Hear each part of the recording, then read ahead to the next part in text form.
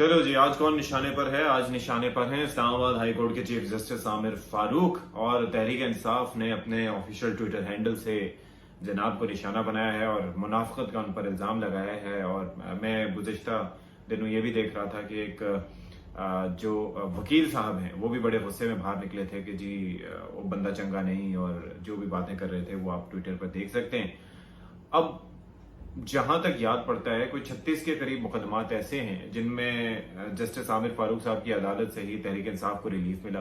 लेकिन मामला ये है कि यहाँ पर हर कोई इंसाफ की बात तब करता है, हर किसी को इंसाफ उस वक्त होता दिखाई देता है जब फैसले उसके हक में आते हैं। जब फैसले खिलाफ आए तो फिर वही अदालतें नंबर शुमार में 138 139 तक चली जाती हैं। उनको रिमाइंड किया जाता है कि जी आपके फैसले ठीक नहीं, और मुखालिफ फरीक के अगर खिलाफ फैसला आए तो फिर तो अदालतें बिल्कुल इंसाफ पर मबनी फैसले करते हैं। और तहरीक इंसाफ से वैसे हमें ये तवक्को नहीं थी कि वो इस तरह से बात करेंगे, क्योंकि उन्हें तो हक और सच के साथ खड़ा होना चाहिए। अभी चक्कर क्या है, ये क्यों जस्टिस आमिर फारूक को निशाना बनाया जा रहा है, ये समझ से वालातर है। वजह उसकी यही है, वर्जी का फैसला ना देना। दूसरी चीज ये है कि थोड़ा सा रिकॉर्ड दुरुस्त कर लेते हैं। मई से लेकर 36 ऐसे मुकदमात हैं जिनकी समाअत हुई जस्टिस आमिर फारूक की अदालत में, और उसमें से सीन ये था कि 14 मई को इस्लामाबाद हाई कोर्ट की चीफ जस्टिस ने एक स्टे ऑर्डर दिया तोशा खाना केस से मुतालिक। अच्छा, बाद में रिवर्स हो गया था जुलाई में, और फिर उसके बाद ट्रायल प्रोसीडिंग्स दो मजीद केसेस में 12 मई तक वो उसके साथ मौजूद रहे।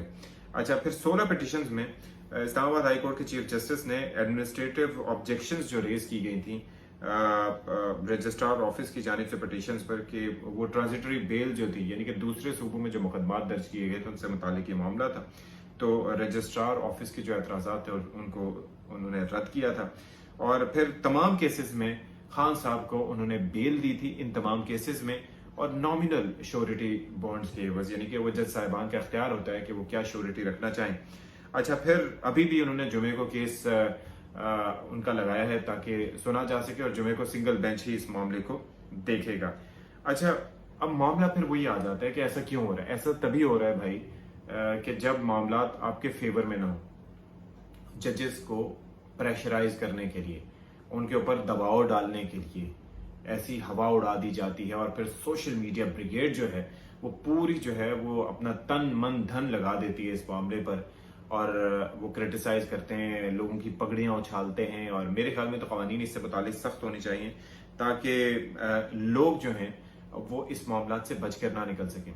अब आप सोचेंगे ऐसा क्यों हो रहा है भाई, वो चाहते हैं कि प्रेशर बिल्ड हो, अवामी प्रेशर बिल्ड हो, सोशल मीडिया का प्रेशर बिल्ड हो, तो फिर जो फैसला हो वो उनके हक में हो। लेकिन हमने इससे पहले भी देखा, हम आगे भी देखेंगे कि अगर अदालतें आइन और कानून के मुताबिक फैसले करने पर आए तो इस तरह के हथकंडों से कोई फायदा नहीं होता, बल्कि ये ऐसी हरकतें काउंटर प्रोडक्टिव साबित होती हैं। तो मेरे ख्याल में तहरीक इंसाफ हो या कोई भी जमात हो, उसको इन हथकंडों से इज्तनाब करना चाहिए। रूल ऑफ लॉ तो ऐसे ही होता है।